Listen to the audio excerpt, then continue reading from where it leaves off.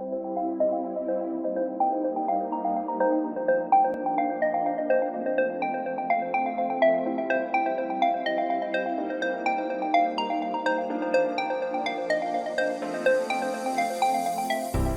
sentient beings from all known universes and beyond.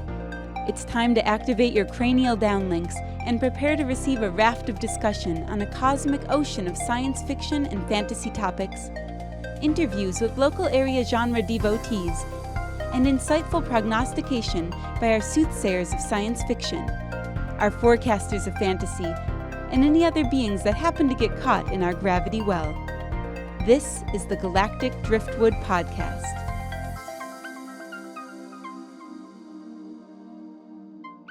Hello, and welcome to another episode of Galactic Driftwood Podcast. I'm Bill.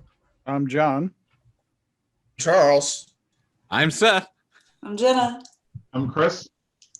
And we got some exciting things to talk about today. It's that professionalism in our intro that keeps you coming back every 2 weeks. Yes. I think so. Keeps me coming back. So we decided it'd be kind of fun today to go back and watch an old classic that I know a number of us, like John and I, saw when we were but mere childs. Right, John? John was 8, I think. John was 8. We lads. When this you came mean out, children? Childs. Bill. We were mere childs. when this came out, I was 1. Children. You were 1 when it came out? Yeah, I was born in 1965. I was Chris and I are just laughing over here. I was 8 years old when it came out. The funny thing about age, Jenna, is it's coming for you too. That's fine. I'll still probably age better than you. If the demons don't get her first. Shots fired. So anyway, the classic we're going to talk about is the 1966 Batman movie, which all of us watched so that we could kind of chat about it today.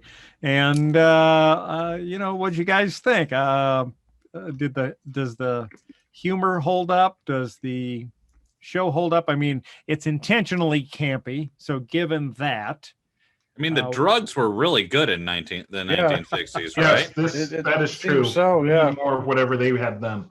Yeah. That's for sure. Yeah. I would have loved to be in the writer's room, just like. I don't think you would have even had to smoke. It's just like they probably just hotboxed it, right? Right. Aerosol acid all through the room. You know, as I look back on the series of Batman, in my mind, some of the things like, the arch villain, the Riddler, played by Frank Gorham. In my mind, he always had these riddles that were, very difficult to solve, and yet Batman always solved them. And at the age at which I was watching that show, that seemed to me, oh my God, Batman's so brilliant. He can solve these things. But then as I watch this movie and I see a riddle like, okay, what weighs 6 ounces, sits in a tree, and is very dangerous? And the answer was, Chris? A Squirrel with a machine gun. Yes. sparrow. Chris A posted sparrow, specifically sorry. about that. Machine gun. A sparrow with a machine gun. Yeah, thank you, Seth, for correcting me, because that makes all the difference. Well, it was only one half of the riddle, though. Right. Like the other half was I can't remember what the riddle was, but it was a cat. And then what does a cat do to the sparrow? It gobbles it up. No, the other one was, what do you call a turkey flying upside? What does a turkey do when it flies upside down? Gobble up. It gobbles up. And gobbles so up the taking bird. that with the sparrow with the machine gun, it's, gobbling up a bird. Bird. Catwoman. Yeah, Ah! of course Yeah. it's Catwoman. And I love the part where they were piecing together which of the, first of all, they had to figure out which super criminals were on the loose. So we learned that it was Catwoman, the Riddler. That's Julie Newmar, I think is Catwoman. Is that or is that the Lee Merriweather? That's Lee Merriweather. Okay, because I could see the crossover in the images. They're really close, and I was like, because Julie Newmar was my favorite. Oh yeah, and then we had the Riddler played by Frank Gorham. We had Burgess Meredith as the Penguin, and Cesar Romero as the Joker. And so they're trying to figure out which of these super criminals is behind this crime spree. And, you know, spoiler alert, it's all of them. But, you know, how they get to that conclusion, though, is pretty funny, because it starts out and they go to investigate this boat that disappears, and Batman somehow doesn't lose a leg after a shark is hanging literally off. I mean, his leg is not even bloody. Right. And a shark is swallowed it up to practically up to the hip. And it's pretty ridiculous. And he's hanging beneath a helicopter on the bat rope or the bat ladder. The shark had, like, the rope was pressed all the way into this rubber shark's head. Did you guys see that? But it's not just a shark. What happened? It's not just a shark.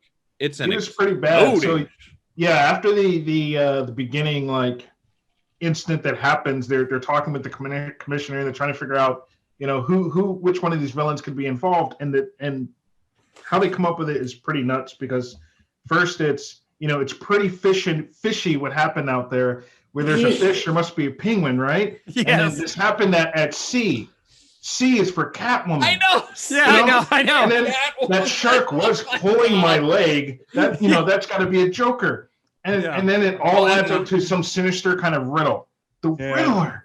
And that whole thing right there is just like, wow, okay, so that sets the tone for how this movie's going to go. That was classic. I lost it. Like Bill was saying, when I was my 8-year-old self, that was like, well, how did he do that? That's amazing. Right.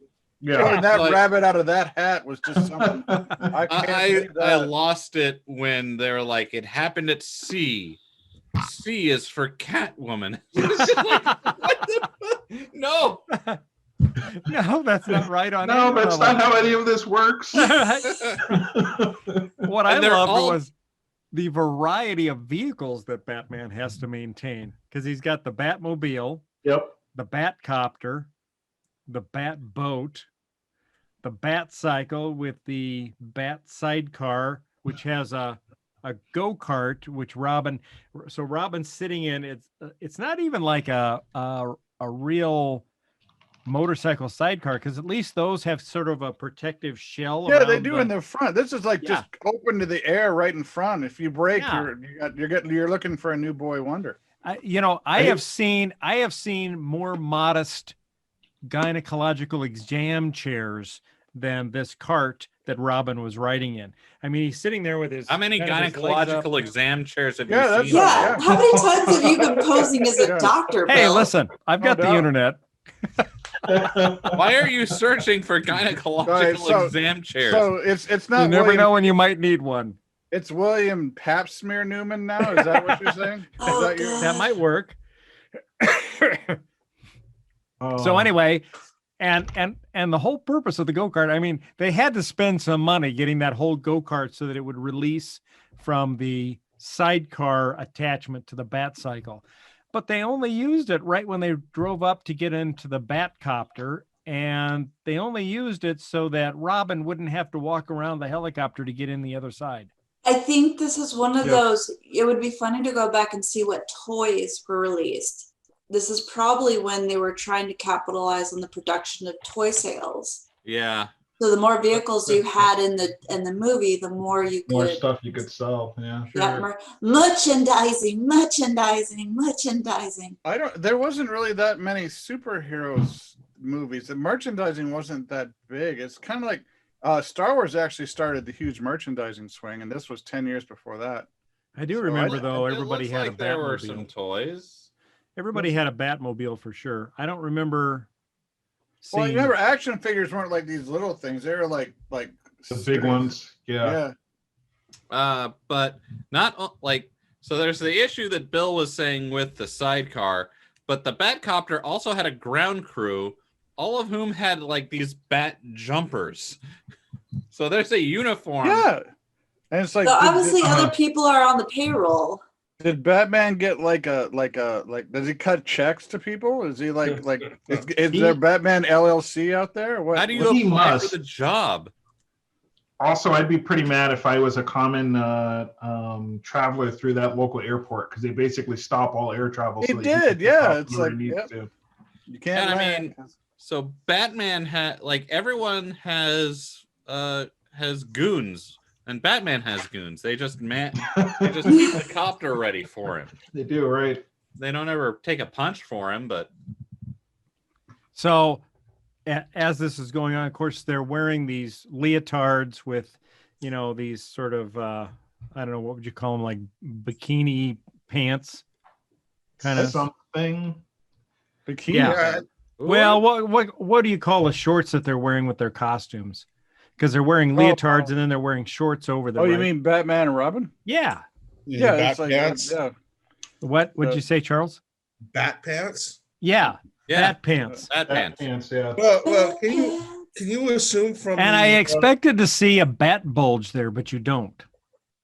Again, No, it goes back to the male dancer cup. Yeah. the bat padding? But no, I'm so glad you're out there looking for bat junk. It makes Well, me I happy. was, because there was a recent article.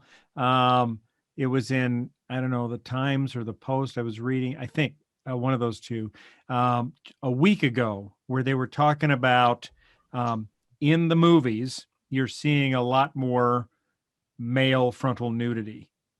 And that since, the late 90s, all of that male nudity you see, those are prosthetic penises.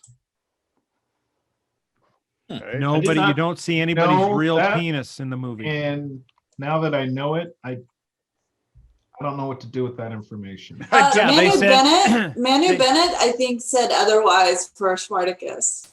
That's right. Well, actually, There's they a lot of reference penis in Spartacus. they Right. reference the movie Spartacus Good in- to- good to know. specifically, and they So, said that that's- every one of those penises in there were prosthetic penises. Yeah. I Despite mean, the what- TV show? no, the Well, movie. I am with Chris on this, and I don't know what to do about this, and I feel like reporting you all to the authorities just for talking about all these penises. That's enough of that. I think it was a weird transition from the bulge, but on that It bulge is. topic, it is kind of interesting because you have movies where they're using prosthetic penises according to the information that Bill has. Mhm. But then Other also you get podcasts- reports of when they were doing Man of Steel, they've had to change the Superman suit or the pants that was being worn because the bulge was too prominent, for these people. So Other it's kinda like, what do podcasts- you want? Bulge, no bulge, real penis or prosthetic penises? What do you want? It Other depends on how podcasts- many moms they're trying to get in the theater too to take their kids there. Wait. No, other podcasts would go from Batman to DCEU, but no, not us. We're going from Batman into junk. Well, no, it is important. I mean, Because male self-esteem, we don't want to be Yeah, I found the destroying male self-esteem here. I found the article here, and it says nowadays we're much more likely to see penises in mainstream film and television, but they're seldom real. Prosthetic penises, once used for exaggerated effect, have now become the norm in movies and television. So the takeaway is Batman 1966, no bulge, no prosthesis. Right. in Batman the future, today. I am Batman positive today. Jenna So- is correct that it's a dancing belt, and it's all just been taken care of just with a dancing belt, and it's like, but Bill's had a kick for things like ovipositors for a long time. Do you want do you want a prosthetic bat penis now, Bill? Is that what you're saying? Oh, okay. What I'm saying So- is if that movie was made today and it was still as campy, would we expect to see a bat bulge? No, what we'd have is a reference to the bat dancing belt. It would be the bat dancing belt. Make sure that your bat dancing belt is in place. Why Well, I are don't. Would it be a why are you doing jazz hands, Jenna? I can't figure that out. because this is about where we've gone to campy. It's just like, okay, jazz belt dancing, okay. But I'd what be willing to bet that there was a conversation at some point when they were starting the series of the movie about whether or not it looked better with a sock or without a sock. And Adam This West is pride. this is why you tune into our podcast rather than anyone else's, because we go to the places no one else will go. I'm definitely not naming this episode Bat Penis. This is the Jeffrey Tubin episode, man. We just went there. No, we it's did. not. I love this quote. Directors are enjoying the flexibility that prosthetic penises give them when filming nude scenes. So more or less, guys, when the Batman comes out starring Robert Pattinson, keep a close eye out and try and make a determination of what we're Oh, seeing. God. Prosthetic or no prosthetic? We need an Archer graphic right here going phrasing. Are we not using Phrasing. phrasing anymore? Wow. Yeah. So yeah, interesting costume for 1966. Well, I mean, everything was like this movie was definitely, or the whole like Batman 1960s series was definitely not what we'd expect as a modern movie day going audience.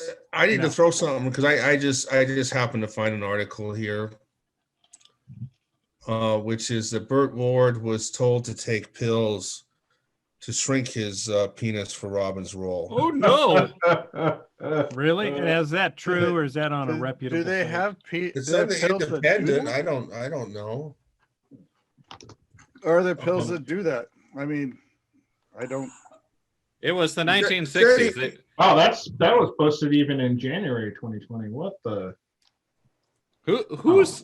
Who's following that?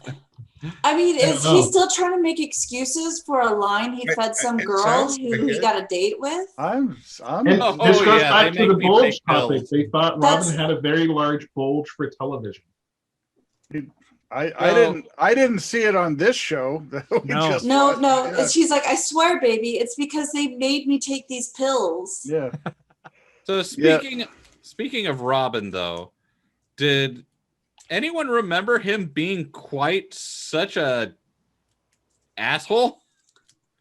Like, Yes. Robin Yeah. was an how so? So like he's in there several times. He has a lot of Just observation. like the I want to beat them all up guy. And like Bruce has to like basically hold him back a bunch. It's just like, I remember him being like that in the TV show as well.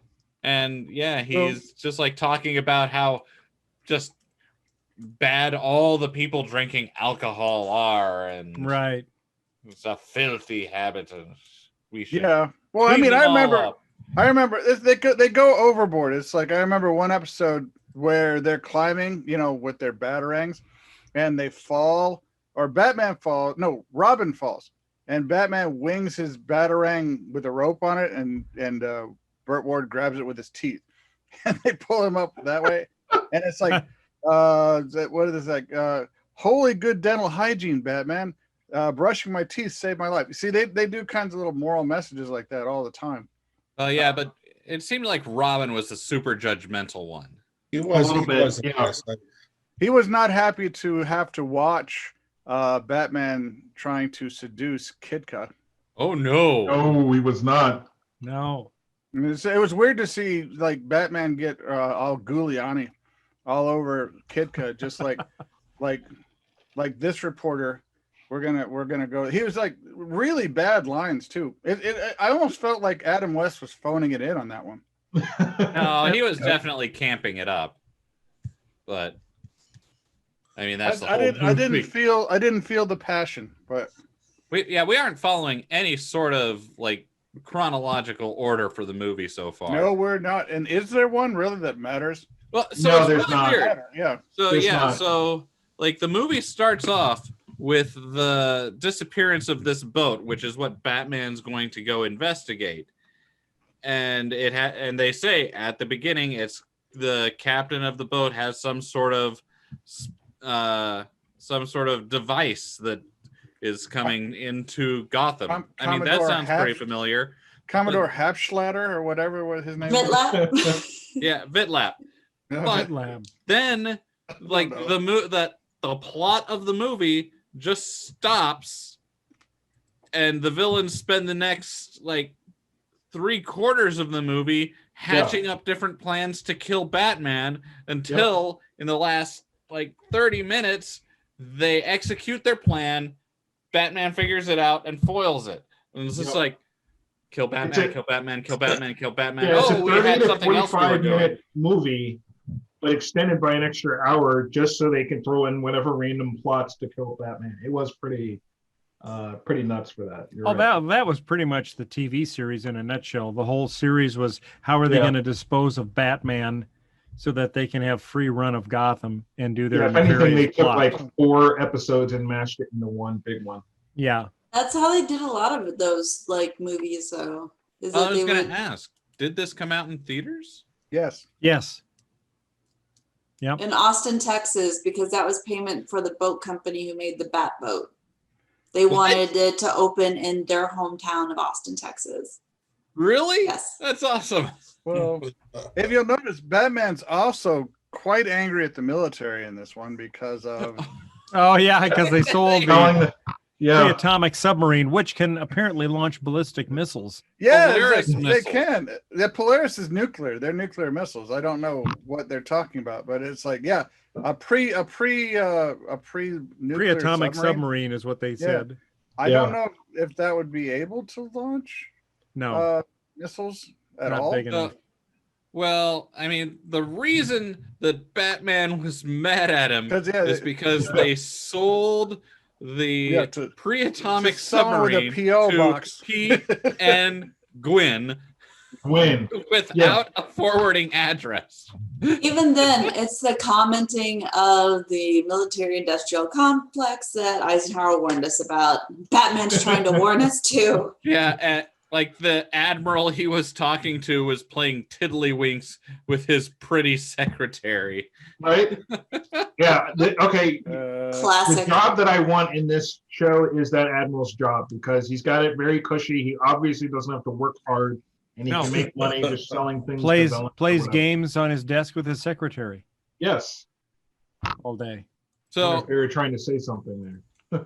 So, Right. like, what is the Penguin's goal here? Like, he not only has pre-atomic submarine money, but he's got the money to then retrofit this submarine to have little penguin flippers. Yeah, And the and penguin a penguin is, periscope. the penguin is rich, you know. He's like something Cobblepot. He's a millionaire. yeah, but I'm not done with the things he already has yet, because he's got enough money to pay for the crew. Yeah. And enough money to train a horde of carrier pigeons to bring the ransom money to his private island that he already has. Why is he even doing this? For the lulls. It's got to be Does like it a for rich, the lulls. it's got to It's be like- a rich person. Well, if you got to think about it, Batman has a device in his Batcave specifically for sorting out different colors of sand. So it's like literally, that's the whole thing he did with the genetics. What is it? Something an analyzer? Molecular dust sorter or something. Yeah.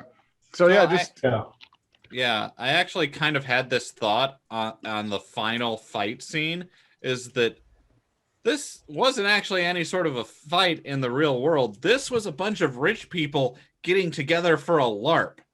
Like, that's this whole movie. Oh my God, I think you've got it. It's just a rich person LARP. I think that is what it is. Yeah. You know what I liked out of the movie was that they have this weapon that they get from this Commodore Schmidt-Lap that is a dehydrator. And so you can aim it at a person and dehydrate the person, and then they're just left as a little pile of dust on the floor. And so the Penguin does that for 5 of his nefarious assistants to help him. What? Go ahead. To help him when he's going to smuggle them into the Bat Cave in vials. And then once he gets into the Bat Cave, he's going to be disguised as Commodore Schmidt-Lap. So Batman thinks he's saving him. They get into the Bat Cave, and then he's going to hook it up to this bat hydrator system, send water back into the tubes, and then these guys are just going to boop, pop back into existence. But he accidentally knocks the knob, and instead of soft water, it's heavy or light water. Yeah, it's he gets heavy heavy water. water. Yep. Right, which is used in the bat reactor that powers the bat cave. And so, of course, these 5 guys instantly rehydrate and go to fight Batman. And as soon as they get hit by a kick or a punch, or in one case, the Penguin's umbrella, they just vanish. And Batman says, unstable, you see. Yeah, Batman says the heavy water made them unstable. And when they got hit, they turned into antimatter. Yeah. And then Robin learns a hard lesson. No, they won't be coming back. You know, Robin's got this sad look about him, like, oh, are we not going to see them again? Nope, afraid not. Did we? Robin was really sad. He He was. wanted to beat them up. They both sounded so sad that these guys. Well, it was even a better quote than it was. I like those guys. They're not going to be coming back to this dimension. Yeah. Right. Yeah, I think you're right. No. Yeah. And not to mention that a man-sized chunk of antimatter in the Batcave, once it reacted with anything there, their costumes, their their bat boots or whatever, would instantly annihilate an area the size of Gotham City. Indeed. 5 times over. They had names. They had little initials on their shirts. What were they? G 1, 2, 3, 4, and 5. Yeah, but BP 1 through 5. BP. But what did BP mean again? No, I think it was G. G is in George P. Oh, Guinea pig. Guinea pig. Guinea pig. Guinea pig. Yes. Guinea pig 1 through. See, as soon as number 1 gets zapped, this is the exact scene where they're just standing by to getting ready to be zapped. Getting ready to be zapped. If I was number 2 through 5, as soon as I saw the first one get zapped and turn into a pile of dust, I would have noped out of there. I would have been like, yeah, this has been good. I will. Well, no, but he told him it wasn't going to hurt. Here's the thing, like some dust got lost in that carpet, so they're not even taking proper precautions. I don't think it was unstable from the water. I think it was unstable because there's probably still part of those dudes back in that rug. Well, not only that, did you watch Meredith, Catwoman, Lee Meredith, when she's pouring the dust into the vials, leave half that of picture. it spilling on either side of the vial back into the carpet. Put that picture back up. I had a question about that picture because it looks like Guinea Pig 1, 4, and 5 have like wardrobe pants, but 2 and 3 just seems like, hey, they got them off the street. Hey, you guys, you'll do. It does look like that. It's just crew. There was a few things right before when they were getting the antimatter gun ready. Yeah, I believe because it looked to me like the hose, as an actual hose, was a little shorter than they thought it was going to be, because the Riddler had to move the base of the gun around a little bit. I don't know. It was just something I noticed. The props occasionally didn't quite go right. And there's a lot of little scenes like that where the props are pretty weird. There's a scene in there where Batman, when he's initially captured as Bruce Wayne, and they get into this brawl, and I forget whose trap it was that's supposed to spring and launch them out the window into the ocean. Right. That was the Joker's Joker's trap there, whatever. If you go back and look at it, it's literally this little stick figure thing or whatever that they shoot out the window, and it is the most. Yeah. It was so bad for a prop. But. Yeah, and they were supposed to land in the arms of a penguin's waiting octopus, exploding octopus. Of course, we didn't see them land in the arms of an octopus. We just saw them fall in the water, and then this explosion and then in the there's water. A boom. Yeah. Speaking of exploding animals and animals that died awfully in this movie, there's the exploding shark. And then there are like the 4 dolphins that sacrifice their lives to save Batman. That was just awful. It's like there's a good question right there. That was a dark turn. Of all the creatures that Batman ran into, which one would you have thrown the bomb at? Because I mean, I would have saved the ducks, but I might have blown up the nuns. I'm not sure. I don't know. I don't know. But what would you do? What would you do, Bill? If I was running around with a bomb that I had to get rid of? Yeah. I mean, I, of course, assume that you're smart enough to know you can't carry a bomb all the way down a long pier. When it's that thing had the longest fuse. He was running around with that for 20 minutes. And where was Robin? Robin wasn't helping. He should have been sent Robin away. He said he would have been better off just leaving the bomb where it was at. Right, and clearing the building. Yeah. Yeah, no. So he clears the building, gets everybody out, and then chases everybody around with the bomb. Right. Yeah, he endangered he did. Hundreds of people just rolling around with that bomb like that. So. Yep. Assuming that this wasn't a rich person LARP. Yeah. You know, I think that whole segment of the show was sort of a metaphor for the whole movie. Batman running around with a bomb. Or in a bomb. Or in a bomb. I can see that. Yeah, one of the funnier lines to me is after the goons, the guinea pigs disappear. Yeah. Batman gives a little speech about not messing with nature. Yeah. He does that too during the molecular dust disorder, right? Go ahead. Yeah, but it was his hard water that caused it. Right. Right. He's messing with nature to make his nuclear reactor to run the Batcave. Right. Yeah, I mean, the actual device works perfectly, right? You can completely dehydrate a person to dust and then rehydrate them. Yeah. No, I'd still say they didn't control the dust factor enough, and it was probably not the water, but the fact that they let some of that dust spill over and left in the carpet. If you don't have all the pieces, and you can't have a whole stable person. All right, so I don't know. I've taken a lot of things. A person dust in that carpet. What's going to happen the next time somebody comes to clean that carpet and like it gets wet? Yeah. Is there just going to be like some person sludge there? Person sludge. Yes. Yeah, it's bloody. Oh, as your steam cleaner. But in all fairness, Jenna, there's been a number of times that I've disassembled some complex component into its constituent pieces and put it together and had screws left over, and it still worked. I second that. I have also been there for sure. Yeah. So I don't think screws after all. Yeah. So Jenna, I don't think that like I could definitely see them. I think it was the hard water that caused them to explode. I just think that when they rehydrated, they were probably just missing a few organs and hadn't died from that yet. Well, let's talk about the end of the movie where Batman messes with nature because Commodore Schmidlap or whatever his name is dumps all of the world leaders that have been dehydrated into one pile of dust, and Batman and then sneezes on it. Yeah, like some goes into his nose and he sneezes the rest.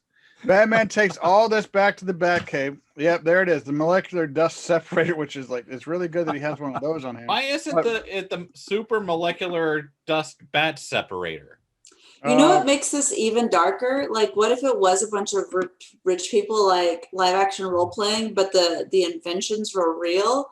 So just for the lulls of their LARPing, they've like taken people that they've hired to do these things and just like turned them into dust. Yeah, that might make a good movie in and of itself, Jenna. But it's like, is Batman himself not only playing a little like dance with nature, even though it's like the whole world's watching him do this because apparently he's the only one that has a bat dust separator, and it's like, right. So he gets it done, and then they go back to the UN and they start adding water, which they didn't add a lot of water. I thought maybe it was like drips. Yeah, 3 cups of water for like 7 people, and it's like. And then all of a sudden they burst back into existence. Where did the test tube holders go? You know, that were on the chairs. So I was thinking like it has to be all up their butts at that point. Yes, Because up of the way their butts. They have to be. Yep. They all have to have. Yeah, it's like, oh, that's got to sting. You know. Yeah. Also, like, so the villains came into this United World Security Council meeting. And just are like zapping them one at a time, and they're all just mid-argument. Everyone's talking, everyone's arguing. Yeah. There it is. And that's when they've been back into existence. They're Zapped one at a flipped away time. one at a time, and then they all come right back, and yeah, they're still mid-argument. But the interesting thing is that they're not arguing in their native languages. All the languages are mixed up. So Batman screwed up. Batman made a mistake, and Yeah. then he's like, "Well, that's good, Robin. I think it's time that we leave. Let's do it so quietly. We'll go out the window With our bat ropes. With our bat ropes. We don't want to disturb anyone. No one should notice that we're leaving." And I mean, it's like, because you failed, Batman. You failed. like this was also international news. Like they showed, like Yes, this like, being whole an world was- international yeah. incident. Right. yeah. It's like, And the rehydration process was being followed around the world as world leaders were That face just announcing. looks guilty. Like, oh status. shit. And oops, it's light water Ooh. soft. oops. Yeah, that was okay. Yeah. Yeah, so they mixed the world leaders up. Yep. They And- definitely had some of that Captain Snot in each of the world leaders because he sneezed in the Well, dust. Did you notice that some of the tubes had less and more when they were like originally dehydrated, and then when Batman reseparated them, they were all equal? Yes. So something like the blue one, especially if you watch the show, the blue one in the test tubes that the Joker and the villains took was much lower. And then Batman resorted them and are all the same length. And it's like, so did he add stuff? Is there now more stuff? Or did he like even out the stuff? Just take some stuff Mhm. from other people? And it's just like, I mean, It wouldn't have been the right color. Robin and suggested I like- that you they would think, fix yeah, them. you Yeah, And I Robin like did. And I like right, if there you we look go. at There we those. go. That's the villain test tubes right there, and they're of different lengths. It's like some have more dust than others. And different Well, colors maybe because they representing were the different snorting some of nationalities. them, you know, Maybe. for the Probably lulz as a did. villain. Maybe so. Yeah. How often can you get like world leaders that you can roll up a dollar? Man, that bill? America is crazy. You guys got to try some of this America. Try some of this. Yeah. That's some No, I good- just want to blow shit up. Well, if you could be one character in that movie, which character would you be? We'll start with Chris. I would be the But I'd be the military admiral guy that's really not working all that hard. All right. Seth? I would be the I want to be on the bat copter crew. I want to be the bat ground crew. That's All right. that's a nice stable job right there. Just have Yeah. the bat copter ready. All right. John? I gotta agree with Seth, because then you could like go places and say, yeah, I work for Batman. And, You know? All This Jenna, is my who- bat jumper. And I mean, Yeah. like Yeah. people really respect Batman in this town. They Like- do. It's like, This- I this- work for Batman. So it's like, yeah, here we go. Like at the beginning, people saw the Batcopter flying, they were and the saluting. police like take Yep. off their hats. All right. All right, Yeah. Jenna. And if you don't say Catwoman, I'll be really sad. it would be Catwoman. Yay! All right. All right, Charles? Why are you trying to profile Jenna into the only? No, I'm just saying, I think she'd make a great Catwoman. Hmm. I have been well, Catwoman multiple times for Halloween over multiple Ah. years since Yeah. the Michelle Pfeiffer Catwoman. Oh, As long as it's your choice and not pressure from Bill to conform to such holes in his head. This is my surprised face, Jenna. yeah. All right, Charles, how about you? Not that I didn't know. Well, I guess I choose the. There's the scene where I think they're in the helicopter with beach models and the Yeah, What was that one instructor. guy? What was that one guy who looked like their handler? He was yeah. just No, like, I want to be that workout instructor. was that what he was? It's like, I don't know. It's like he's On just top up of there the building. in a Yeah. red jumpsuit giving high five up to Oh yeah, yeah. I feel like yeah, Gotham right. had become. Did anyone else get the sense that Gotham had actually become Miami? I feel like that was part It of the did, problem. A little bit, yeah, Yeah. yeah. I felt, yeah, it's like, That's a good call out there. I'm just Yeah, saying. that's something that always like struck me as weird about the show is that anytime you'd see like Batman driving to or from the Batcave, it didn't look like he was in an urban area. It looked like he was in the Midwest, just like out in a small town somewhere. Yeah. It's Well, like I think for me, I would be in a bramble out by Wahoo. It just comes the Batmobile comes out. I would be one of the evil masterminds, but I would have to be a different character. I'd have to be like the punster. They're all punsters, though. They all are. That's what makes it classic. Right. I think I think you're the Riddler. Like you're the guy who makes those terrible riddles that have these completely insane answers. Right. Yeah, but somehow like, Batman manages to figure out. And he's the Riddler on this show, because in I was going to say in reality, but in the normal Riddler, I think of the Riddler as more of a trickster, trying to show people reality as it really is. The Riddler on this show is just basically a terrible punster, and that's you, Bill. You are literally the Adam West Batman Riddler. And delivering them in incredibly ridiculous ways, using a Polaris rocket to skywrite really terrible riddles. Right. Like that is like your ideal. And the Riddler life, pulled out his Tesla coil and rode in the sky. Like, I don't know. It's I don't know about you guys, but seeing all these ridiculous weapons and everything really made me miss con season, because I felt like anything in there you could make yourself and just have a lot of fun. I have been con season every day for the last like 5 months. It's just like I want a con so bad. I know.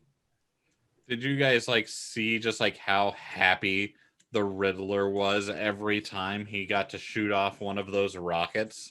And it did it. You actually are right. It reminded me of Bill. He was a very joyful character. But Bill seems to just be so proud of himself when he throws up a stinker. It's like, you do, Bill. You know you do. You think it's like, yeah, oh yeah. They're all accidental, John. No. Well, in that case, there should be some kind of regulation. If that's accidental, you need therapy. But it's like, damn. Now you are. Should we move on to our next subjects here? We got Jenna's going to have to cut out a little bit early on us. She's got some things to do, so we got about 15 minutes or so left. I got one question I want to ask you guys. Yeah. About the movie. What was your favorite bat device? It was bat rope, bat. It was the bat device that ran out of batteries. Oh yeah. The one bat. Was that batteries? That's actually, shut up, Bill. Just shut it. Shut it. To their point earlier, people. But there was a bat device they were using to try and control the torpedoes, I think, was it? A bat energy direction something? Well, the radio thing that they used to set off the torpedoes, he's talking about. And then the batteries died. I'm like, really, Batman? Really? But it's like, I was thinking during that time, because they talked about reversing the polarity. Did they do it first, or did Star Trek do it first? Because it's like 66 would have been when they were rolling out the new Star Treks, the original series. So did they do reverse polarity? Did Star Trek still reverse the polarity from Batman? It's possible. That's awesome. That is. My invention, is all the sprays, all those neat repellent sprays, because it's like they seem shark repellent. Yeah, barracuda do not exist in Gotham. They couldn't. I don't know why. That's what I'm telling you. It's in Miami now. Do they exist in Miami? I thought it was even further south than that. But it's like rivers. Barracudas are in rivers. I mean, where was the ill-tempered sea bass bat repellent? We need that. It's like how many? It's like, was that just? Did we see just a limited selection of all of the things? They seem to only have 4. Manta ray. Damn, isn't that's like Australia, isn't it? Yeah. Well, I mean, you've got the penguin there, and I guess fish are his thing in this show, so. You got to be prepared for any weird thing that, and the thing was like the penguin knew about the shark repellent. He had shark repellent. Yes. Who could have known? Yeah, why didn't he use his octopus then? I'll use a horseshoe crab next time. I'm sure he doesn't have horseshoe crab repellent. It's just like he projects like the horseshoe crabs onto people's faces. God. it's like the rubber horseshoe crabs, Like something out of Alien. In the head. Yes. Oh, like the face hugger horseshoe crabs are gonna. Yes. All right. Well, that was my question. I don't know. All right.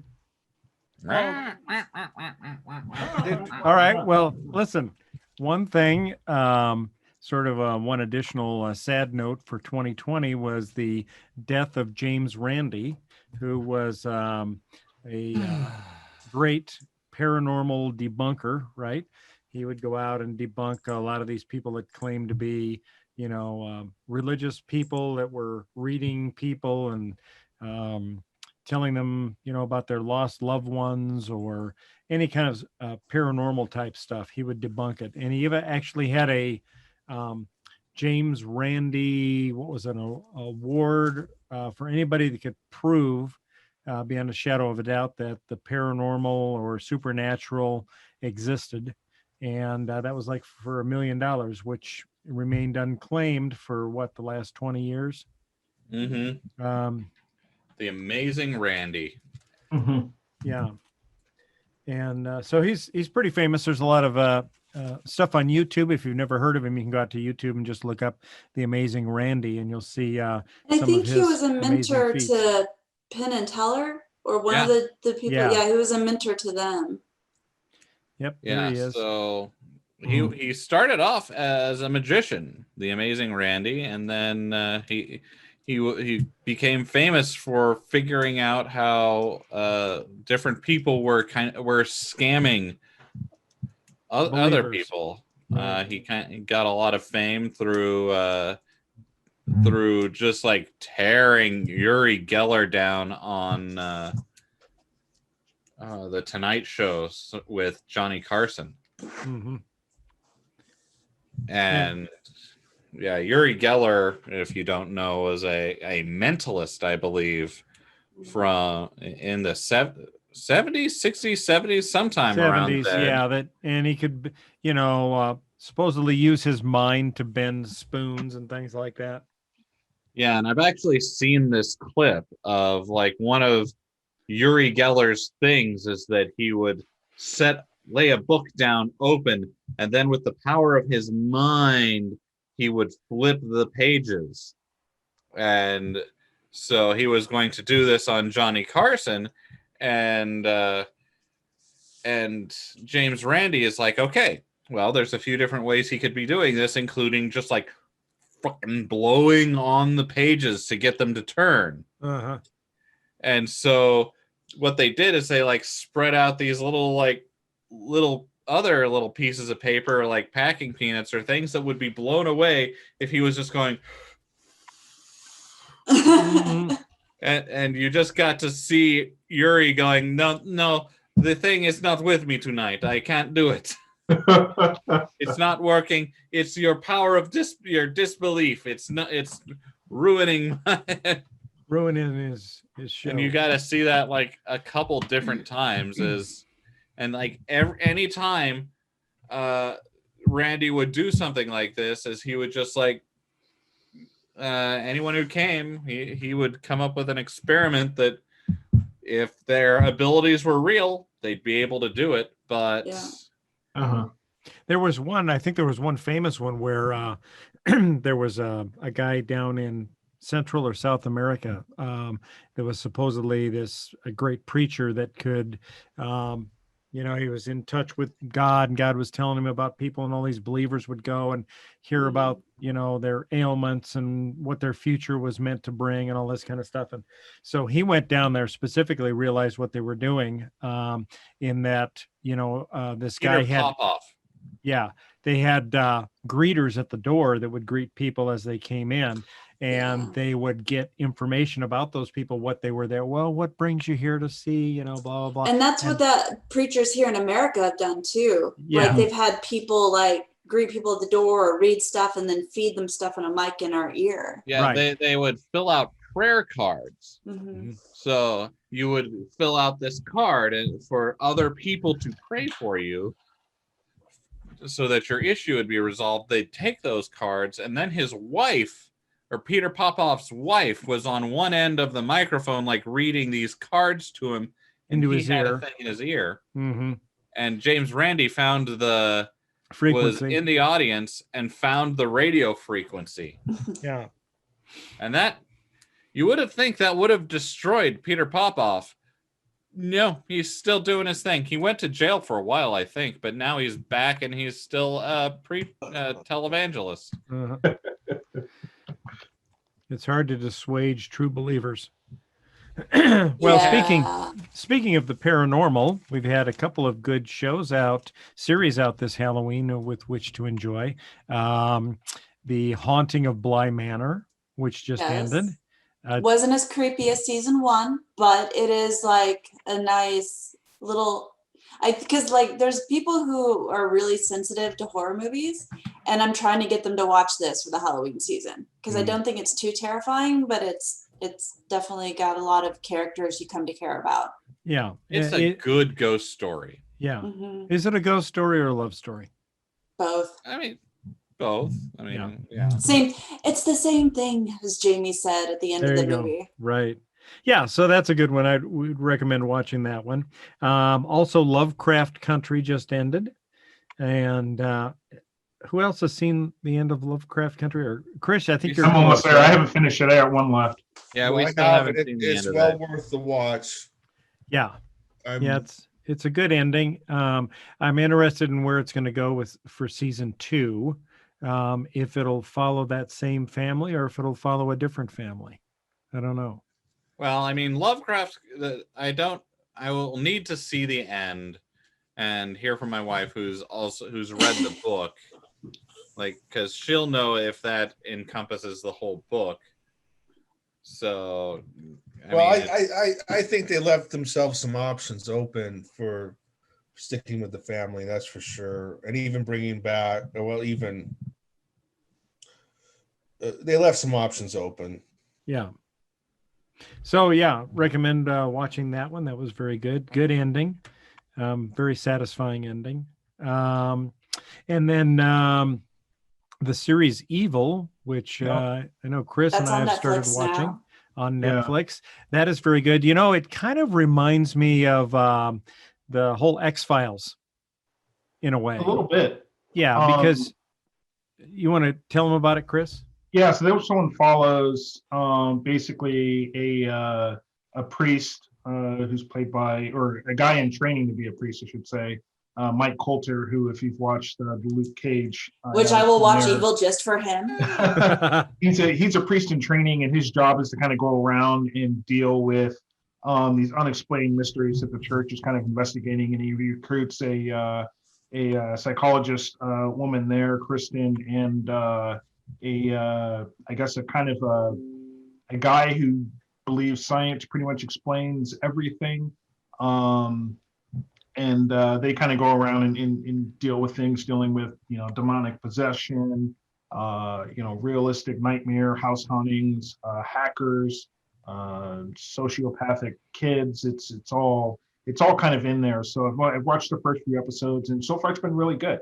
Definitely start out with a creepy tone, and then it kind of takes some other directions, and it's all been pretty good. I like it sounds like the X-Files a bit.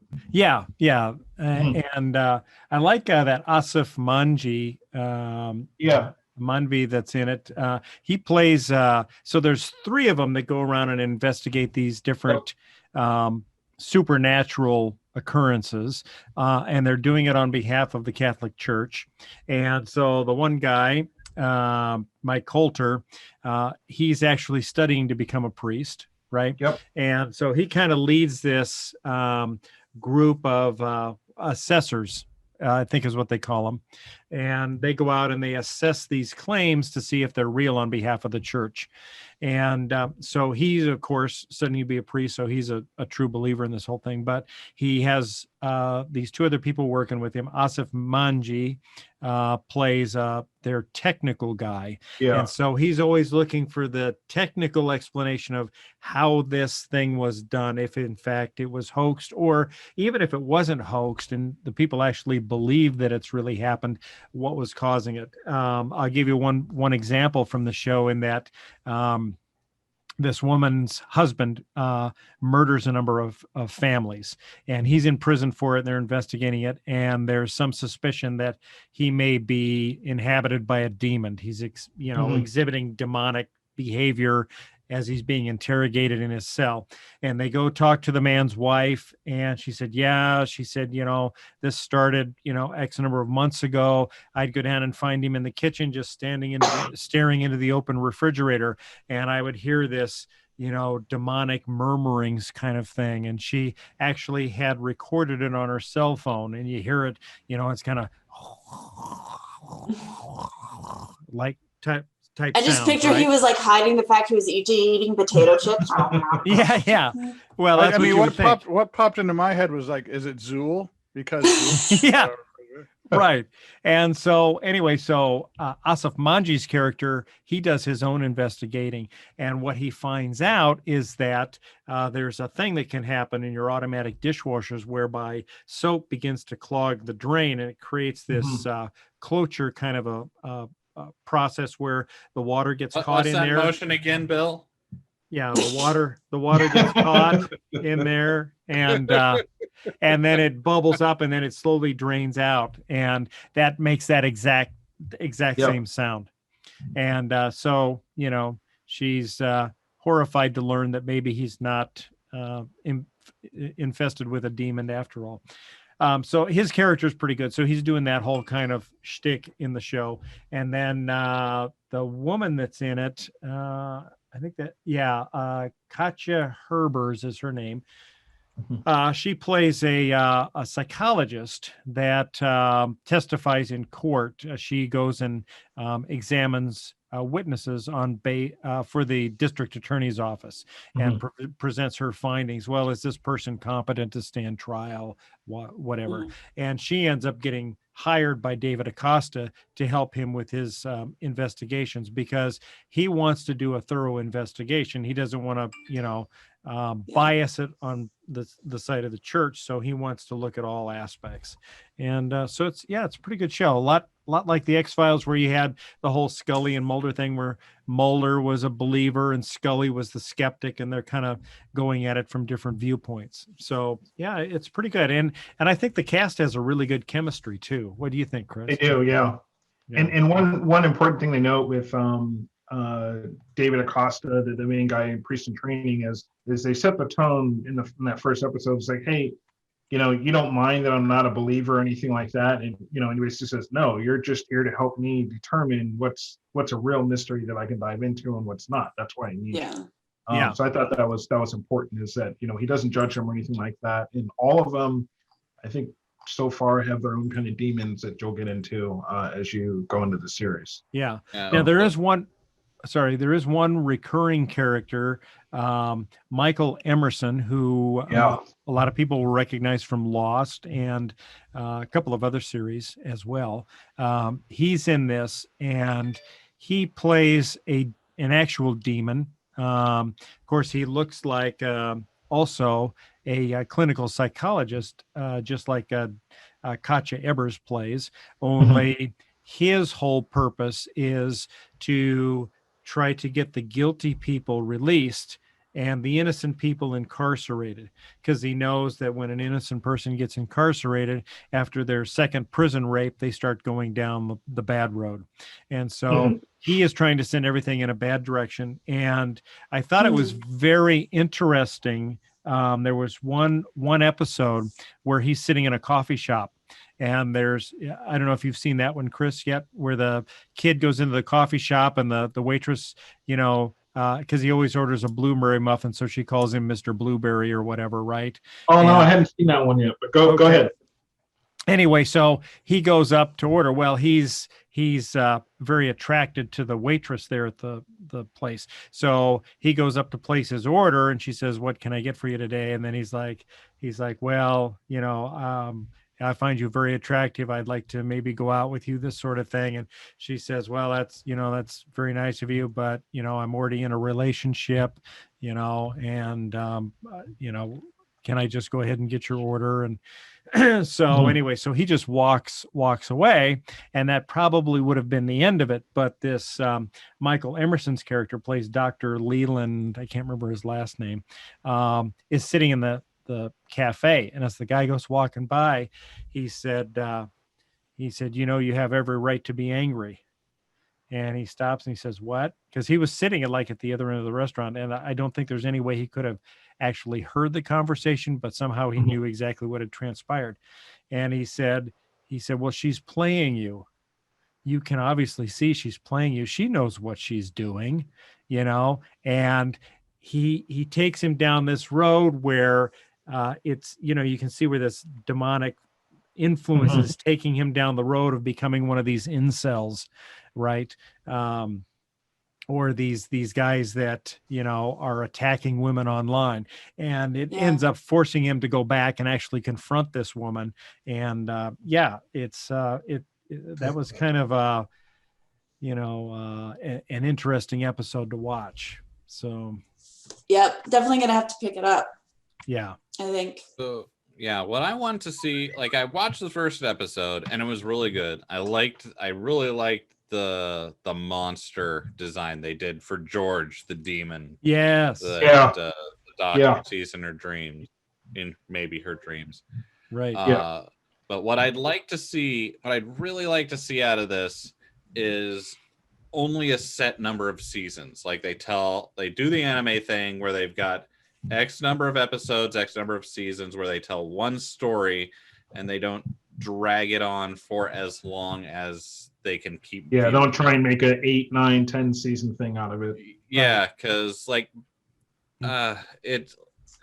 it's got that feeling for me that a lot of these network shows like Bones or something have. Or Supernatural or something where it starts getting dragged out. Yep. Yeah. I'm at that point watching Supernatural. Yeah. Yeah, and actually, not having read the book, I was a little worried about that with Lovecraft Country also, because there's a lot of little since each episode had its own plot. It was almost standalone. I could see them dragging it out. Mm-hmm. Luckily they didn't, but yeah, I'm kind of worried about Evil going on too long. Like it's starts off really, really good and strong, but then my only potential disagreement with that is there has been a trend over the last couple of years of canceling shows that we would have otherwise liked to have seen gone longer, and I don't know some of the underlying reasons of that, but there's been a lot of shows as well that just getting to that 3rd, 4th, 5th season is extremely hard. And I don't know the underlying reason behind that, but we do see a lot of networks canceling things in waves, just trying to move on to other things. And I'm not sure whether that's just trying to spice it up or laziness or what it is. But I think in some cases it might be financially motivated, because if you have a show that's inexpensive to produce because of all the special effects in it, based on the viewership, that might have an impact on it as well. So, but I'm also trying to figure out how much money do they really need to make on it? What are they setting the benchmark as to be successful? Because how much money they're making the viewers seems to be, you see something that's relatively better than other shows out there and it still gets canceled. We saw that a lot with the Marvels, a lot of the Marvel shows, your Luke Cage, your blanking on them right now, but there's a bunch of those and some DC shows that all just died, in a matter of like a year or two. So I think the Marvel shows got canned so that Disney can start it. I agree with that. So there's a reason for that one. Yeah. Yeah, but every season of the Netflix Marvel shows were a self-contained story. Like you could get a 2nd season of it or a 3rd season, and it would be another self-contained story. So you'd watch it, and it would be like you'd watch the whole season, and it's one story across the season. Whereas something like Evil, it's like the monster of the week thing. and kind of Yep. like Supernatural as well, Yep. or Bones, something like that, where every week they need a new idea. By season 5, they're just like, There is a little bit more in Evil, though. There is some character backstory they're building on, although very lightly. You got Kristen's story with Kristen's the psychologist. Her husband's away doing this mountain climbing thing. You've got David, the priest in training, who comes to have some kind of a drug problem or something. And then I'm not really sure with the third guy, the technology guy. I keep blanking on his name, but I'm not sure really what his vice is. Maybe some family drama with his just sister. not or enough something God. like that. So yes, Right. so it'll be interesting to see where they take those things. But overall, yeah, every episode's pretty much a standalone case of the week kind of thing, which I've enjoyed so far. So Yeah, me too. I'm looking forward to watching more. yeah, same here. So I think the last thing to talk about on our little paranormal excursion here. Well, I do want to throw. I have over the years become a little lost phobic. I think the way I'd put it. Lost Phobic. I know there's a reference to Lost, but I mean, where you get into a series and it's not really ever going to end, and then they're probably going to cancel it, and et cetera, et cetera. Well, Lost. Lost. I mean, they let them end it. They let them go to the end, but it was always kind of. It was not very satisfying. You don't believe that they actually knew how it was going to end when they started it. I'd call that Star Wars sequels, but yeah, you go ahead. You can call it Lost too, I guess. But yeah. No, I can see that. Same thing. Yeah. So anyway, or Independence Day Resurgence would be the absolute pinnacle of that. Yeah. One last show I would throw out there, which is a Hulu series, Hellstrom. What is that about? A brother and sister apparently who are children to like some famous Van Helsing or something. Yeah. The reviews on it didn't look great, but from the preview, I'm still going to watch it. I don't always agree with critics, but that's another kind of horror drama, supposedly based in like a Marvel standalone universe. But I don't really see how yet, but we'll have to watch it. But that one's supposed to be another kind of horror thing that came out recently. So maybe worth watching. So, and along the lines of the paranormal, I did go, we talked briefly about, or mentioned last show about the Museum of Shadows here in Omaha, which bills itself as the largest single collection of paranormal artifacts in the world. And so I actually went down and checked it out a week ago. And it was interesting. I wasn't really going to go until I drove down there. They open like at 2:00 in the afternoon. They're open like 2 to 10 or something. And happened to be driving downtown. It was Friday. I feared it would be packed because it's Halloween season. And we got downtown and there were no cars parked on the entire block. So I'm like, okay, well, it's 2:00. Maybe we should risk it, go in and check it out, because right now where we're at, the coronavirus is in its second surge. In fact, we've got nationwide, the highest number of cases we've ever had during the pandemic. So we were a little bit nervous about going anywhere where there were going to be a lot of people. There's a nice picture of it. It's what it looks like. So anyway, we parked there. We went in. They had just opened, so obviously they'd been had no guests in there for almost 24 hours. And so we went in. There were 2 people behind the counter there helping us. They had the face masks on, which was nice. And we were wearing our face masks. When you go in, they take your temperature with a thermal temperature reader so they can verify that you're not sick. And they also make you wash your hands with hand sanitizer. You have to sign in. You have to sign an agreement that you will not use your cell phone, because they are in an agreement with Amazon for a series on Amazon, which you can find, which you can find out there now, called Museum of Shadows. If you look that up, you'll find it. And So you have to sign that agreement that you won't use any cell phones, take any pictures or anything. And then at that point, you have the option of it's $15 a person to go in. They give you a flashlight because when you go into the room, they've got it dimly lit with like these blue light bulbs. It kind of casts a eerie twilight glow over everything. It's all about the ambiance, right? And so you can do that, or for $25, they will give you a black light flashlight or a UV flashlight so that you can look for blood splatters on the murder implements that they have, or other bodily fluids. We just opted to go with the $15 deal because I don't really care to see bodily fluids. I'll just assume that they're there. Pretty safe assumption. Yeah. They're always there. So we went in. I'd say the bulk of it was dolls. A lot of people donated dolls, creepy dolls. I don't do dolls. Yeah, they're all over the place, all over the place. And that's one of the famous dolls they have there. Alma is her name. Supposedly she blinks, she'll turn her head. Hang on just a second. Sorry, I had to clear my throat there. So she's one of the creepy dolls. So every one of the artifacts in there has a little sign next to it. And the sign describes the artifact, where it came from, what sort of paranormal events are associated with that artifact, why it's there. Where'd you find the picture? It's on the internet. All right.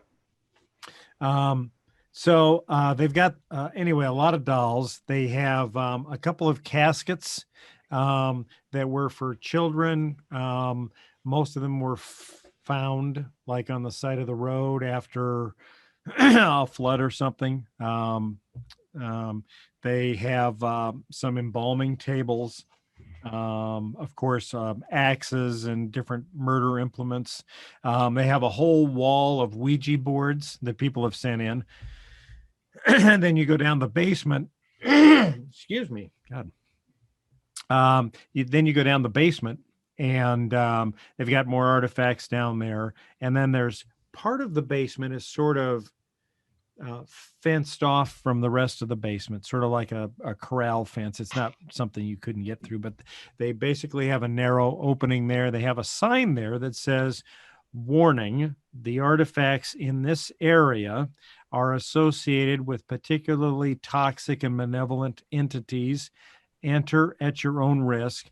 We do suggest that before and after you go in, you dip your hands in the holy water and do the sign of the cross kind of a thing. And that when you're leaving, you tell the entities goodbye so that they don't follow you home, this sort of thing." And Did you do those things? Well, I did not, because there was no water in the holy water receptacle due to COVID. Due to COVID, there's no water. So I'm thinking to myself, I wonder how many people have left here infested with demons or possessed by demons, because apparently an infestation happens to a structure, a possession happens to an individual. So I wonder how many people have left possessed because they couldn't do the holy water exit when they left and purge themselves of the demons. Well, I mean, that would I am assuming you're not haunted, so that probably explains why you're not haunted. All the demons have already left with other people. That's what I'm saying, because there's got to be. Yeah, there you go. Yeah. Although they say the demons are legion, so maybe there's enough for everybody. I don't know, but anyway, you go into that area. They've got it's all about market forces, isn't it, Bill? It is. You got to have enough demons to satisfy demand. Absolutely. So you go in there. They've got supposedly what's billed as an actual shrunken head. They have some human skulls. They have some dice made out of human bones. They have a cow skeleton screwed into one wall that was supposedly used in some sort of satanic ritual. Some creepy satanic statues.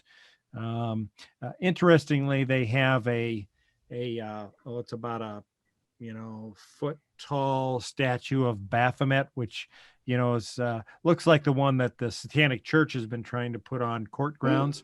This is starting to sound like a circus or a carnival sideshow tent. Well, it's like you got some really kind of dumbass stuff here. Yeah. Like, you know what it reminded me of? Skeletons. If it wasn't for the dimly lit blue lights throughout the place and the fact we were running around with flashlights, if it had been normal lighting, I would have felt like I was in one of those antique stores looking at stuff. That's kind of the overall vibe I got. But this Baphomet statue that was about so tall, that supposedly is haunted by the devil himself or something. They also sell an exact copy of that in the gift store upstairs. If you want to have your own to take home with you, it's for $100, something like that. Okay. So Satan, the Lord of Lies, Dawnbringer, the first fallen angel, haunts this thank you for giving statue. three names for Satan. I appreciate that because I was unclear. So thank you. This foot tall statue in a little museum in Nebraska. Yes, right. Well, it might just be a part-time gig. Yeah. It's like Satan's got a vacay too, It's like that doesn't sound like much of a vacation. Why not haunt a tree down in Tahiti? I don't know what Satan wants. Maybe he just goes there when he wants to meet with all of the other demons that are trapped in artifacts. I think if I could, I'd like to have a haunted room in my house. And that way, every time you had company over, you go, whatever you do, don't go in there because it's haunted, and then see how long it takes. Well, listen, there's nothing stopping you from doing that anyway, Carl. Well, the compulsion from the evil. Here was my thought. And make it the bathroom so people have to make choices. Well, that is a perfect bathroom statue. Yeah, it's not a bad idea. Here was my thought. I voiced this to Linda the other day and a couple of friends. And my thought was I go to an antique store and I find some creepy statue. And I bring it home and I write this story around it and I send it to the museum to see if it gets incorporated into the museum and becomes an upcoming episode of one of their Amazon series where they try to talk to the statue I sent them and they report it as being haunted because of all these strange things happen. They have an Amazon series?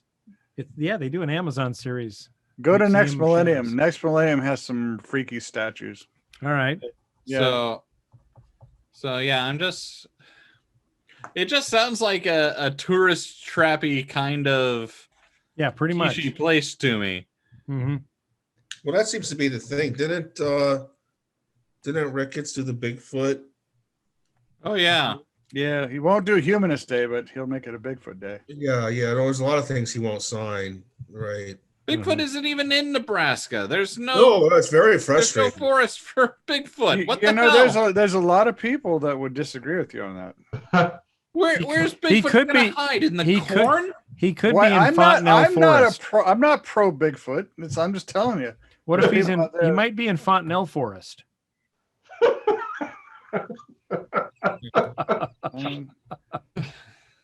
Wow. No. South for the summer. We're not all crazy here in Nebraska. Listen. I will tell you the highlight of the museum was this. In the basement, there is a military dress uniform that is supposedly very haunted. And the person said that this uniform belonged to a paratrooper in World War II. They went over and were parachuted into Nazi-occupied Europe. The plane got shot down. They bailed out. Apparently this guy, I don't know if he landed in the trees or whatever, but he was shot. by the Germans and just left there hanging to die. And apparently they got his uniform back. It's horribly haunted. Weird things happen. So they donated it to the museum. So the museum sent it off to have its provenance verified to some sort of a detective organization, private detectives, I don't know. Anyway, so they had it analyzed, and they came back and they said, well, first of all, this uniform is made with fabrics that were available only in the 1960s. So it couldn't have been used by someone in World War II. They said the uniform is not a standard paratrooper uniform. So they said the paratrooper insignia was obviously added later. The medals on the chest are just medals from different services that someone going into those services would have been given within their first 6 months of duty anyway. So they don't show any remarkable piece of, soldiering sort of a thing. So pretty much this whole provenance thing disputed everything that this uniform was about. So in my mind, I look at that and I say, well, okay, the same is most likely true of 90% of these other objects in there. There's maybe 10% of them where somebody reports the genuine story of the article where, maybe weird things happened. And I'm not saying... Are you saying that the museum has the debunked stuff listed, or did you find that somewhere else? No, the museum had this listed on this uniform. They had the good. card below the card that said what it was supposed to be. They had the card that did, which I thought was kind of strange, because then that immediately led me to doubt everything else in the museum. Well, you should have anyway. But it's definitely still haunted, well, right? Yeah, I did. Oh, definitely still haunted, apparently. If the word haunted comes up, you should be doubting it anyway. Oh, yeah, of course. And so, in my mind, maybe 10% of the items in there came from somebody that really believed that those items were haunted and that had a true story for their origin and, why they think they're haunted, not that they're really haunted. The rest of it, in my mind, is probably fake stuff that people probably sent in. Who knows? Well, it all sounds like showmanship, like the whole going around with a flashlight. That's just purely putting you in the right frame of mind to be scared. Right. And the whole going into the spooky basement where you have to cross yourself beforehand. Yeah, with holy water. And then they also have a TV in there that's playing footage that they've captured from some of their surveillance cameras at night. So it's, of course, using that night vision footage, right? So it's, that weird green color. And so you see, it'll look all quiet in the museum. And then all of a sudden a doll will fall off a shelf. But of course, this museum is downtown off of Douglas Street, which has tons of truck traffic. And as you're walking around the building, you can even sometimes feel some of the heavier trucks rumbling down the road. And something could have vibrated off the shelf. And you are assuming that they didn't just put a little thing in one of the dolls that is like a remote control thing that just puts it off the shelf. Right. Because you can't see that, especially not with the night vision camera. So, there are people that you'll see online when you watch some of these videos that they have on Amazon. There's comments posted, and some of the people will say, it was I think advertisement for it on YouTube. And people will have posted comments, and a number of them will say, oh my God, yes, I felt so much when I went to the museum there. It's just full of spirits and all this kind of, and other people are like, this is the biggest hoax and waste of $15 I've ever spent in my life. So, it kind of runs the gamut there. So, I would encourage a healthy dose of skepticism going into anything like that. If you go in, you're spending $15, know that, I wouldn't be surprised if they had a ghost note going. It's something infrasound, a really low frequency. I actually sent Charles some articles about that. It's common in these kind of attractions. you can't hear it, you can just feel it. And it's after a while you start to feel like a low level grade fear. Oh, okay. Because the sound causes it. So it's they'll designed to play elicit that that at some in of these you. things. Oh yeah, that's the idea. That's what this is all about, is making people feel things. And it's like that's low hanging fruit right there, because you can't hear it. It's not really expensive. They're not hard to make. And it's like if you have an attraction that you're supposed to be a little spooky, this makes it spooky. Yeah, Is there any way to detect that? Like, can you bring some? Can you detect that somehow? I mean, I guess you could record it and then play it back later. With some really technical audio equipment stuff, probably. Yeah, but while you're there, I don't think you can, because you really can't hear it. You just feel it. It's like. Well, didn't you send me a thing with the sound that induces hallucinations because it matched the eyeball frequency? No, that's not what I sent you, but. No, maybe that's something I just found. But well, there's a lot of different ways, essentially, that a lot of these places can trick you into feeling things. First of all, the reduced dim blue lighting and the requirement for flashlight. Oh yeah. Sort of puts you into an environment that you're not used to, right? Which automatically triggers your danger sense. It sort of heightens that sense of alert danger that you feel. So then any small thing gets amplified beyond the point which it normally would in a normally lit environment. And then they send you into the basement, and before you go into the basement, they tell you that it's dangerous, very and dangerous, what to expect, very toxic, right? Yeah, and the mind usually finds a way to make things happen if you expect them to happen. So, not a far. I mean, reach. It sounds pretty much like a haunted house. Yeah, it's like open year round. Yeah, in a sense, that what it was. That's kind of what I would classify it as, only without the jump scares. Yeah. So you just go through and you read all these different things and these horror, and of course, the more you read about the horrifying past of these different artifacts, whether they were used in murders or satanic rituals or suicides or whatever, the more you read that, the more you get primed to expect supernatural things to happen. So 18.98 hertz is the sound that causes these subliminal feelings. So interesting. And it also sounds like it's very Christian centric. The holy water and the satanic rituals. The spirits are involved are definitely Christian centric. You don't see anyone fearing like Vishnu or anything like that. Yeah, it's like what would a Hindu person just be going through there like this is all bullshit, man. Yeah. Well, I don't know why you guys believe in this. Yeah, right. So, anyway, there you have it. That's my report from deep within the bowels of the largest single collection of haunted artifacts in the world. Nice. I went. So I lived. I'm back. 1, is it worth your $15?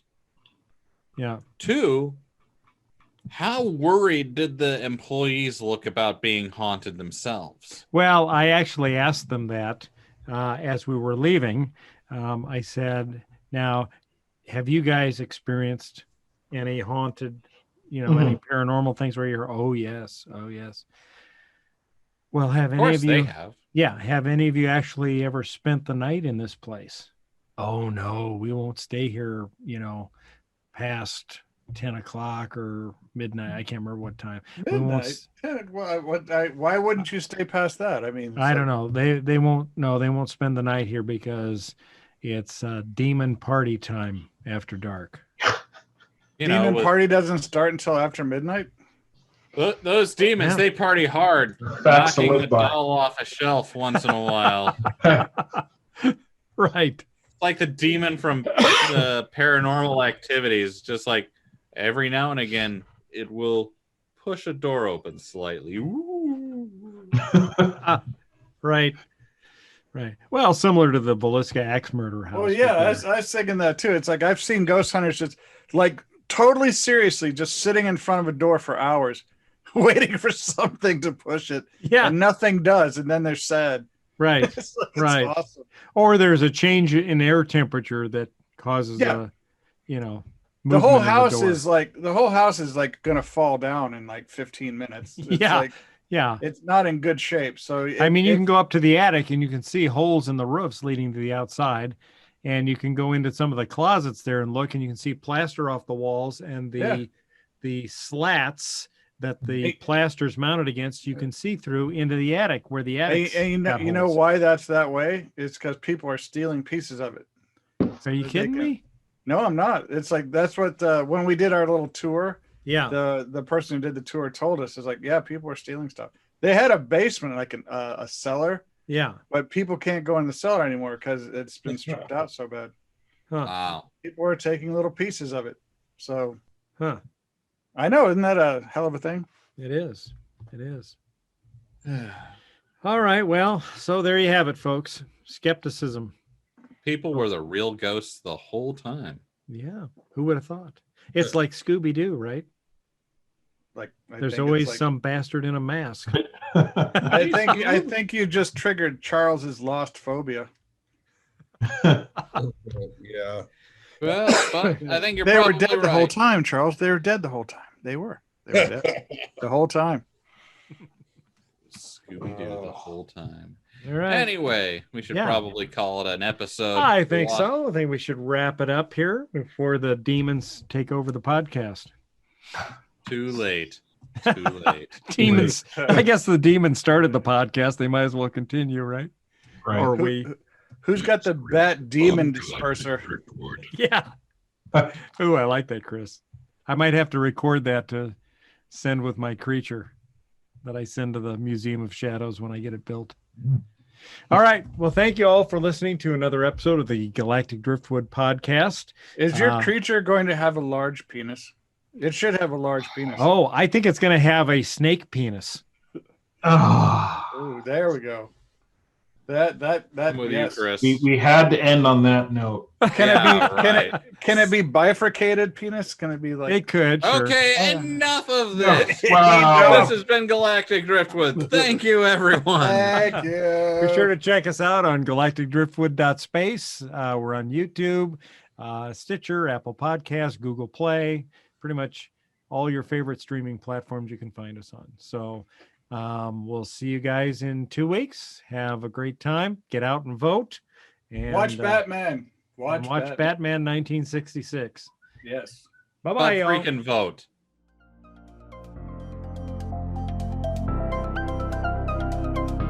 Thanks for listening to this episode of the Galactic Driftwood podcast. For more information and past episodes, please visit our website at galacticdriftwood.space or subscribe to us on YouTube. And now, please deactivate your cranial downlinks, collect your towels, and be sure to watch your step as you exit our gravity well.